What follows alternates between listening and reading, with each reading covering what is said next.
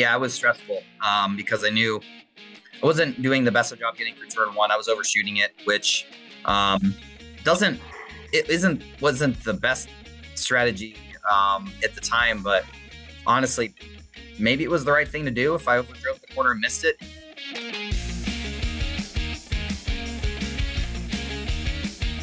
Hello everyone, I'm Mike Massaro and welcome to Cup Connection. How about Sunday's race at COTA? It had lots of action, chaotic restarts, along with a significant and somewhat emotional victory for 23XI Racing. It was an event that also advanced some preseason storylines. Among the top headlines entering the season was the return of Jimmie Johnson.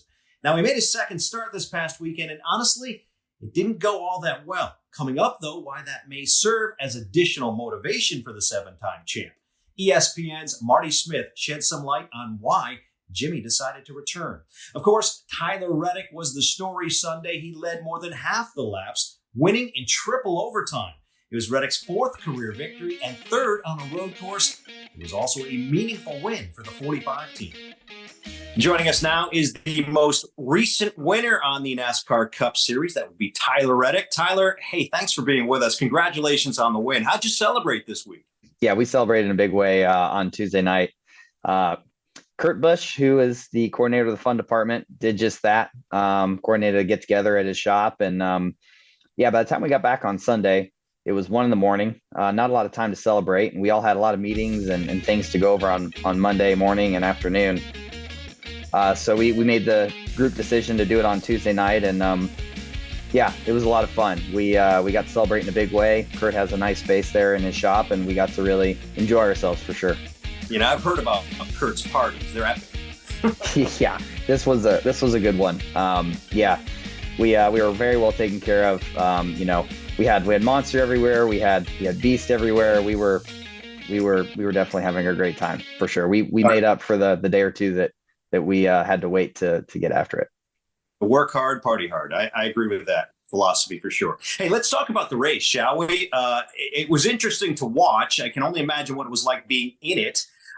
First off, I want to talk about the restarts. Now, obviously, you qualified up front, so that helped quite a bit. But there were times where you had to restart in the middle of the pack. We've seen 3, 4, maybe even 5 wide through some of those corners. What was it like for you? Yeah, they're very chaotic. We chose to pit there at the second caution of the race, and came out of the lead, and really we knew we were going to give up some stage 1 points, but our hope and goal was to still get the points in stage 2, which we did, and then just have better tires, which we did as well. So that restart for me when I was in the middle of the field wasn't a good one. I was losing spots to cars that were on the same tires as us, and I couldn't pass cars on older tires for the first 2 or 3. But really avoided the big disasters and the big contacts, kept the car clean, and we started to knife our way through the field. And just as it was kind of unfolding, we were able to get ourselves back up into a good range, positioning wise. And then pretty much as I was starting to run those guys down, they started to pit, and it allowed us to get a lot of clean track. And then obviously when we pitted again and it cycled all through, we came out about 6th place. And we were able to kind of get back up to the front pretty quickly because we were just so broken apart on the strategy from those guys that by the time I get to them, they pit, pull over, get out of the way, and have clean track. So it was working out really well. Obviously, it was getting it interesting with the fuel strategy at the end there. We were in a tough spot. But when I was in the middle of the pack, it was hard to be really aggressive. I wasn't gaining a lot of spots for sure. Yeah, there were a lot of victims in those restarts, that's for sure. You were able to get away unscathed and went to victory. One thing, you talk about strategy, Tyler. One thing you probably couldn't prepare for were 3 overtimes. So what was on your mind as we kept restarting and restarting and restarting again? Yeah, it was stressful because I knew I wasn't doing the best of job getting through turn 1. I was overshooting it, which wasn't the best strategy at the time, but honestly, maybe it was the right thing to do. If I overdrove the corner and missed it, people behind me weren't going to run over the top of me and knock me out of the way. Certainly, I put myself in a spot where lost the lead to William, had to battle with Kyle pretty hard one time, but in the end, it all worked out. The final overtime attempt, I kind of did the best job I had on any of the restarts, getting through turn 1, and everyone behind me kind of got battling with each other. So we were able to kind of separate, get away. And yeah, we were in a good spot to be able to close that one out. How exhausting was that? Well, road courses are normally the toughest races that we have physically in these next gen cars. But Sunday was even worse than normal. We had some issues with our cool shirt system. We couldn't even get it plugged in at the start of the race. So normally it's supposed to keep me cool in the car, and without it plugged in and circulating cool fluids through it, as I got hot, that fluid was going to get hot, and it was just going to continue to ramp up. So yeah, it felt like I was wearing like a heat vest for sure. So we were having to get ice bags in the car every stop, and that was certainly helping. But yeah, I was pretty much out of gas, physically and mentally by the time that race was over. Wearing a shirt with fluid on it that isn't cool and is hot just makes the heat inside the race car that much more difficult. That's all that conditioning you do before the race that got you to the finish in victory lane. So good work there. I want to talk to you about road courses, man. Like, it seems to be your strength. How did it become such a forte for you? I was very just unpleased and dissatisfied with how bad I was at the road courses. On the Xfinity side, with good cars, I could manage to put together a perfect day every now and again and run top 5. Never could really contend for the win.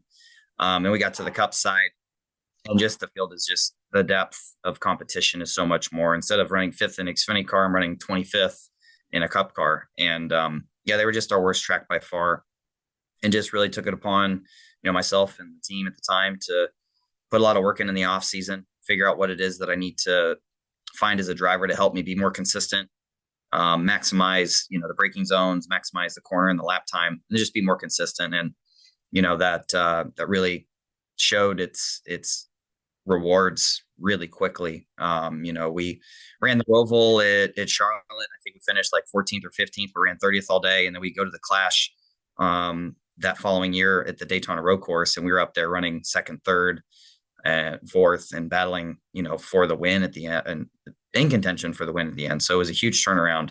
It was very rewarding to see that improvement. So from that point on, we just kind of kept hammering away at it. Certainly we didn't continue to make huge gains in performance. We'd found a lot, but from that point on, it was just about, making the cars a little bit better and preparing as best we could. Did you work with anybody, a coach, anybody that kind of brought you through the process of running a road course that made you better? And yeah, obviously best now? a lot of great people. When my time at RCR, we had a group of people there that was really helpful. So we spent a lot of time on it together. Byron Daly, I think he's still at RCR. He does a lot of the tire modeling for them. We spent a lot of time on it. My engineer at the time, Andrew Dickinson, he's still with the 8. We really grinded. I think we were doing 2 sim sessions a week, 6 hours a piece, all off season long, working on it. And now that I'm over here at Toyota, working with, at the time, Josh Wise was a huge help. Scott Speed has been working with him. He's been an F1 driver. He's drove everything all over the world and does a very good job at it. He helped me a lot. Then as I got over here to Toyota, working with my new team over here, we were going through information and trying to put together our own program and how we're going to go about doing it. And then Denny's got Keegan Leahy, his iRacing driver for 2311. He was helping us with things, getting prepared for COTA too. So a lot of help, takes a lot of people, takes a lot of effort, but we're all unified on that effort, and it really paid off. So Tyler, I want to talk about the significance of this win. We always ask, what did this win mean to you? But it certainly seems like there is some meaning behind this win. I want to first off talk about Kurt. You talked about the party he had. Obviously, he's thrilled for what happened. But yeah, as you watch the broadcast, I'm sure you've heard about this. He got a little bit choked up. I mean, this was his seat at one point before his injury. Yeah, it really was. I mean, so what have you talked about since the win? What have you talked about with Kurt? Yeah, just the moment. The whole weekend, what it means to me and him both. I was able to go back and watch the broadcast, see that moment. And I mean, you can just hear it in his voice, and the fans and the viewers got to hear it in his voice, see it in his emotion. But I've seen it from his presence here in the shop, ever since I've started driving here. As Denny's mentioned, he put this team together. Him and Denny had this dream, had this vision. putting this group together, the second car. They did a really good job with it, and we're having success right away. So with what happened to Kurt, it was obviously a really difficult thing to go through. And I'm just can't praise him enough for how he's continued to stay involved. He's pivoted from the role that he had as a driver to as he's now, as calls himself, the coordinator of the fun department. But it's much more than that. It's a lot more than that. He's continued to help me and Billy, help Bubba, help this whole organization, paying attention to details. I mean, this guy's a Cup champion. He's won a lot of races, and his perspective on a lot of things that happen at the race weekend or how we prepare is very, very useful, is very beneficial to have. So really love that he's continued to stay involved. Like I said, this team means so much to him. The car meant so much to him, still does. The partners that were involved, Monster, that he's been working with, that I get to work with now. He's been really a huge part in helping the transition go smoothly. And it's a really hard thing to do. But again, if he didn't love it as much as he does, it'd be even more difficult, but he loves it. He breathes it. And I'm just really glad to have him a part of our group. It's not just my team. It's Kurt's team. It's everyone's team. We really, really back that. We really believe that, we put two cars in the haulers and we take them to the racetrack. We really operate as one team. No denying his talent or his passion. Absolutely. How about for you, Tyler? I mean, last year, there was some drama, I would say, leaving RCR, coming over to this team. What does this win mean for you in terms of trying to put an exclamation point on the transition? I knew that figuring out a brand new team, I know some of the people from past experiences, but largely a lot of new individuals that I'm working with, new manufacturer in Toyota, getting to know everyone and how they operate. Made for a busy off season, but it was well worth it. Again, I remember, like I said, all that work I put into getting better as a road course racer. And it's never guaranteed that hard work will ultimately mean success or reward. But I knew that I was fully committed to working on it because I knew it was going to help us in becoming better prepared for the following year. So just that whole transition was a lot of fun. We learned a lot.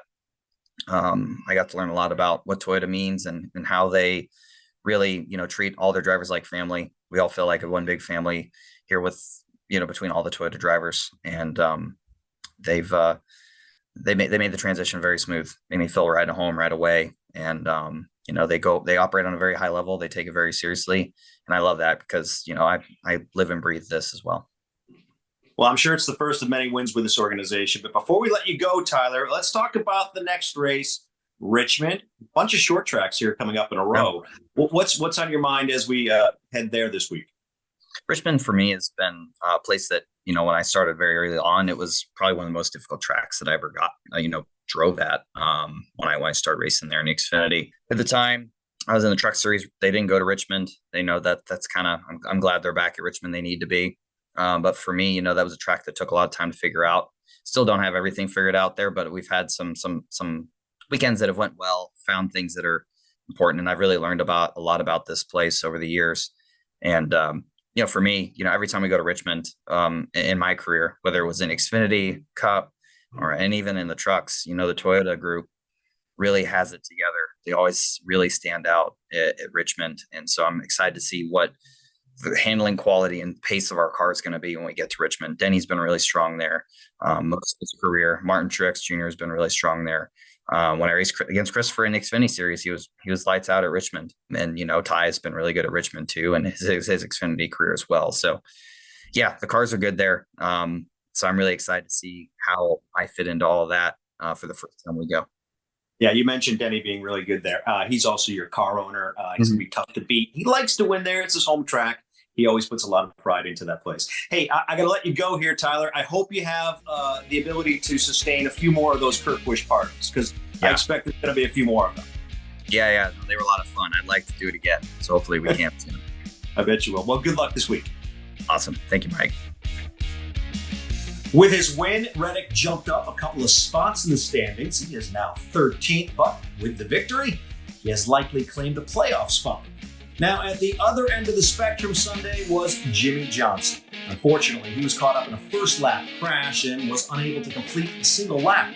Now, despite his finishes in the first 2 races, which shall we say are undesirable, there's lots of excitement and intrigue surrounding the 7-time champ's return. Now, to get a little bit more insight on why he came back, and of course to discuss some of the sport's bigger issues, we checked in with one of the sport's most knowledgeable insiders.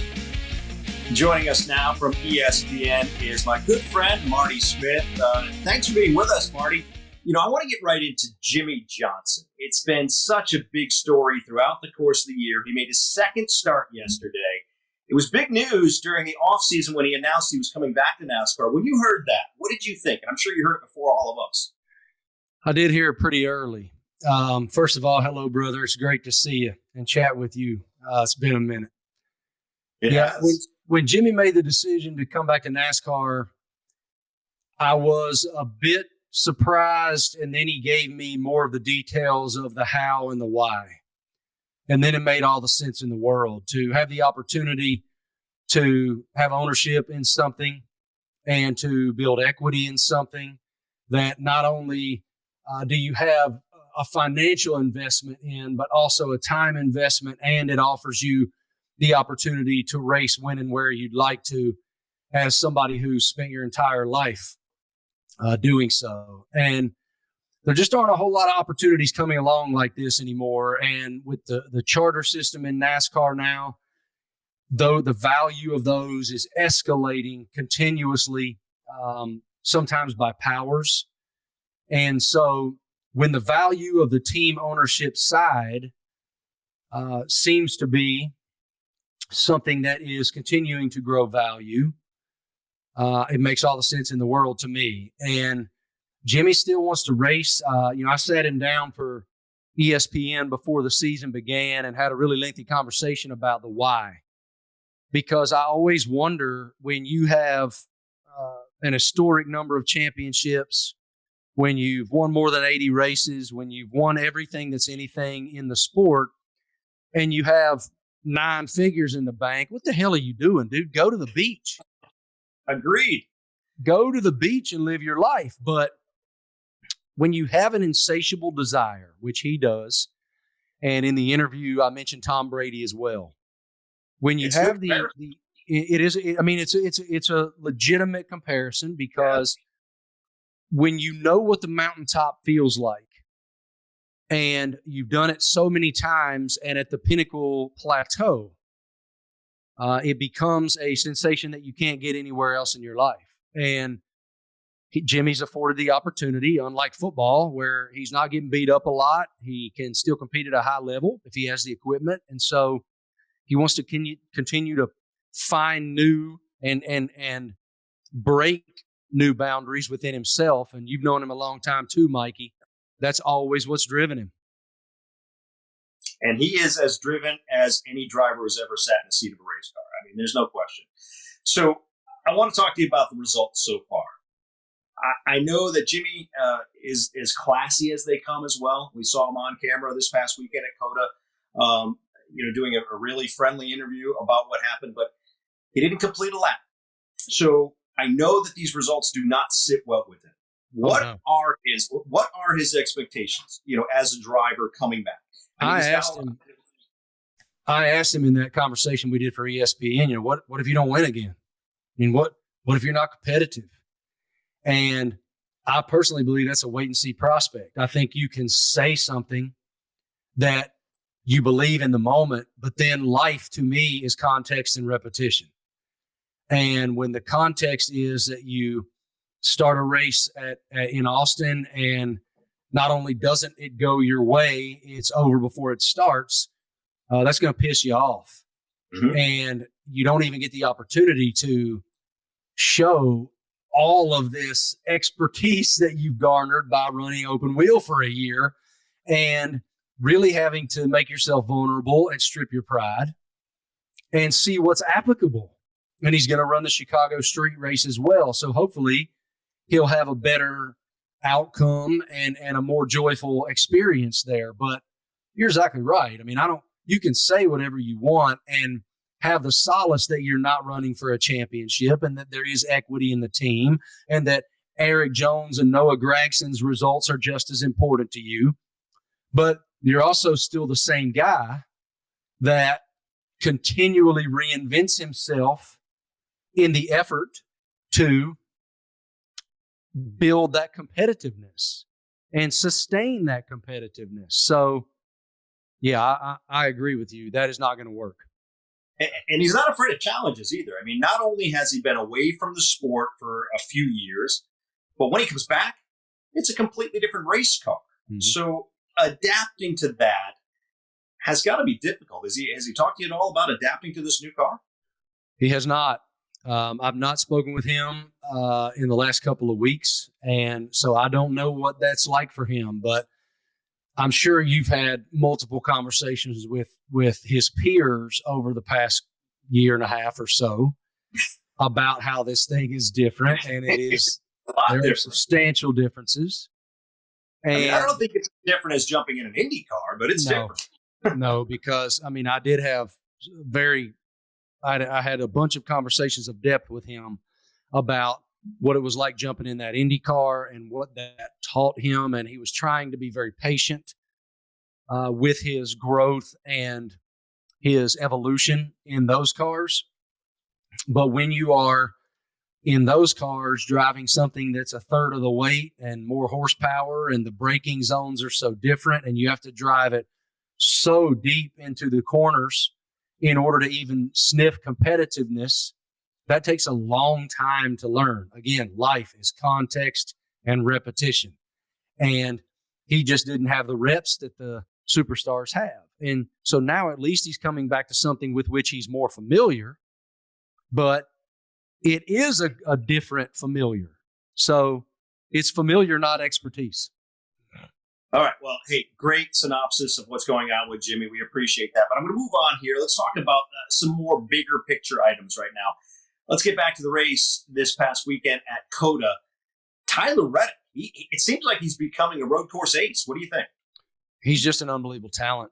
All of us saw that very quickly when he got in the truck series. And all of us were very impressed with the speed very quickly. And then he makes his way to the what is now the Xfinity series and on up to Cup with Richard Childress Racing, and was very competitive in those cars. And now he's with a team owned by Michael Jordan and Denny Hamlin with tremendous backing and great resources.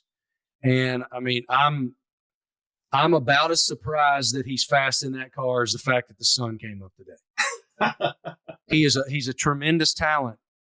He's going to be around a very long time, but you know this too, having spent decades in the garage. I'll never forget when Matt Kenseth, Mikey, went to Joe Gibbs Racing. And when he won it, we all knew he was going to win. We all knew he was going to contend for championships. But do you remember the relief in him when he finally won for Joe Gibbs Racing? It was not joy. It was relief. Right. Because when you're brought somewhere, when you didn't come up through their system, as it were, when you were brought in free agency, you have one expectation. That's to win and to compete for championships. And I would imagine when you're driving for Michael Jordan, there is tremendous relief in getting it done. And I'm thrilled for him. I had the opportunity to see him just a couple nights ago. We have a mutual friend, and Fred Whitfield is the president of the Charlotte Hornets and is a wonderful beacon in the Charlotte community and a part owner with Michael and Denny in 2311. And he had a huge charity dinner, and Bubba and Tyler were there. So I had the opportunity to chat through it with him just briefly. That thing was on rails. His crew did a phenomenal job. And with all those restarts over and over again, which my opinion is it was too many. That's just me. He did a great job managing that. That must just stink when you're in the leader's seat. Yeah, well, I mean, the overtimes for sure, but being in the leader's seat wasn't a bad place to be on those restarts, because if you were mid-pack on those restarts, they were a little bit crazy. So, Michael, you hung out with MJ. That's good to know. So, but my estimation is that he's not satisfied with a single win. He wants more than that. Well, I'll never forget. I don't know if you remember seeing this. Michael Strahan, I think it was before the 2022 Daytona 500, I think. sat down with MJ, Denny, and Bubba. And it was ahead of the Daytona 500 for Fox Sports. And Michael made it very clear, I'm not here to run around in the back. I'm here to win. And it's interesting when you are the greatest of all time at whatever your passion was. And I will repeat that for those of you who are in the debate between MJ and LeBron. MJ's the GOAT. Okay, I agree. He's the GOAT. But there is that expectation, not only to win one, win two, win multiple, but to be there when we get to the end of the season, at the end of the playoff run, having an opportunity to run for championships. And when you're starting a brand new startup, quite literally, that's a hell of a goal sheet.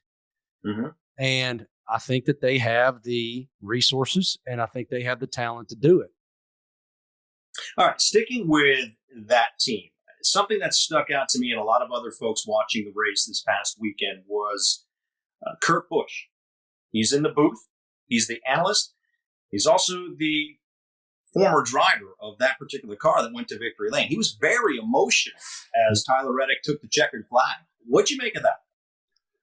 I make a lot of it, and I saw Kurt the other night too. And I will tell you, Mikey, the very first thing that I said to him was that I was remiss for not having sent him a text message, because I thought he did a damn great job commentating that race. That is not an easy job. It's not an easy position to be in. It's so much more involved than folks who haven't done it can even begin to fathom. It takes tremendous preparation. It takes time. And there's a lot of nuance in it, when to get in, when to shut your mouth, when to offer insight and perspective. And I thought he did a great job. I did too. And I believe he was emotional probably because, and I've not talked to Kurt about this, but I've known Kurt for 25 years. Mm. I've seen the evolution of the man. And I think when he got hurt back at Pocono, when he had that accident last summer, and he's not been able to recover from that to get back in the seat, I think where he went mentally and emotionally was, number one, okay, my passion's been taken from me right now. Number two, have I left this team in a difficult position? Have I left them out to dry without an answer? And I think that a lot of that was answered for Kurt the other day. It's also probably hard. You can see Big E back here behind me. Speaking of goats. Yeah. You can see Big E back here behind me. I'll never forget the way Dale responded to Mike Skinner driving the number 3 car after Dale got injured. And there's a very famous quote that Dale said that day that I'm not sure I'll repeat here, but it's not easy to watch another man driving your race car. And I'm sure Kurt sort of felt that way too. There's another guy driving something that was meant for me, and he's being successful in it. So there's a lot of emotional purge that comes with that that revelation, that moment of, oh my gosh, okay, somebody else can do it in this equipment too. And I'm happy for Kurt, Mikey, that he got to win in that car too. He won at Kansas in the 45, delivered that to Michael, validated Michael's belief in him. Look, he told me last year, Kurt did, at the Daytona 500, he was ready to walk off into the sunset, Bubba. He was gone, man. He was gone. And MJ and those guys brought him back to drive that car. So to validate their belief in him by winning at Kansas meant a lot to him too. And also it was in the Jordan 3 paint scheme, which is one of the greatest paint schemes of all time. Yeah. What do we call it? You and me are old. We still call it a paint scheme. It's a wrap. Yeah, you keep saying you knew him for 25 years. I'm like, yeah, I was there too. Yeah. you were there before I was there, I think, bro. Yeah, I'm trying to hide the gray hairs, but I'm letting yeah, I earned all these, man. Hey, it catches up with us. But you know what? That's just chrome, as they say, right? So a little chrome touch. So, hey, before we go, still a little bit I want to cover with you. Yeah, big news this week. It really was news a couple of weeks ago when the Hendrick teams were slammed with some penalties. right? So they had their appeal this week and had some of that penalty removed, at least the point part of it. What'd you think of the appeal, going in that direction? Well, it worked. It did. They get all of those points back. It was interesting to watch their drivers plummet. Chase Elliott's missing races, and some of those drivers were below him after the penalty in the overall point standings. So they'll reestablish that. $400,000 is an unbelievable amount of money, even for Rick Hendrick. So it's still smarts, but I did see NASCAR's statement as well, Mikey, that they're not happy that the points got taken away because in their estimation, money's money. Right. It's the points that drive home the point. Don't do that again. We've made it clear in the rule book, you don't do this.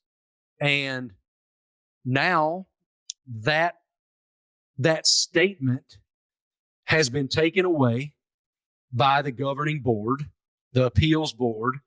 And if I were Steve O'Donnell and the competition group, I would probably have the same exact response that, all right, they got away with it. My guess is there's going to be a magnifying glass on them for the rest of the season. No question. Right. So, hey, all right, before we let you go, I see you're in your podcast studio. You have become really the king of all media. It's hard to really keep track of what you're up to these days. I understand you're writing a new book as well. Yes, I do have a new book coming out in October. I've been discussing it a little bit. I haven't gotten too deep into the topic, but I'll share it with you. The book is called Sideline CEO. I interviewed about 20 championship winning and Hall of Fame, in many cases, head coaches in many different sports across the sporting landscape about leadership principles, the activation and execution thereof. And the interviews are awesome. They're awesome. And so I can't wait to get this thing out into the marketplace. It's going to be this fall before it's out, but I appreciate you asking. It's been quite a labor of love. I don't know if you've written a book yet. If you haven't, you should. No, man, I don't have any time to write a book. Yeah, me either. I'd love to write a book. I haven't really thought it all out yet, man. I'm envious. This is your second book. Never Settle was your first book, which was a major hit. I'm sure this one is going to be as well. Marty, thanks for being with us. Terrific speaking with you again. You too, brother. You're the best. I appreciate you. All right. Y'all have a great day. We'll talk to you soon. Coincidentally, Marty is a Virginia native, which is where the series heads this week. Richmond is next, beginning a string of 3 consecutive short tracks. And there are a lot of veterans to watch. Atop the list is 6-time Richmond winner Kyle Busch. It could be a great opportunity for him to get a second victory with RCR. And what about Kevin Harvick and Denny Hamlin? Both of them have 4 Richmond wins, and each of them won there last year. Hamlin has led over 2,000 laps at that place. The Penske cars could also be tough. Although they did not win at Richmond a season ago, they sure did lead a lot of laps. Ryan Blaney led the most laps in the spring, and Joey Logano led the most in August. The favorites, though, aren't limited to veterans. William Byron has been tough all season long, and he showed some strength at Richmond last year. Finally, don't look past Christopher Bell. Although he only has 5 Richmond starts, his average finish is a series best 6th place. Well, that's all for this week. We appreciate you joining us here on Cup Connection.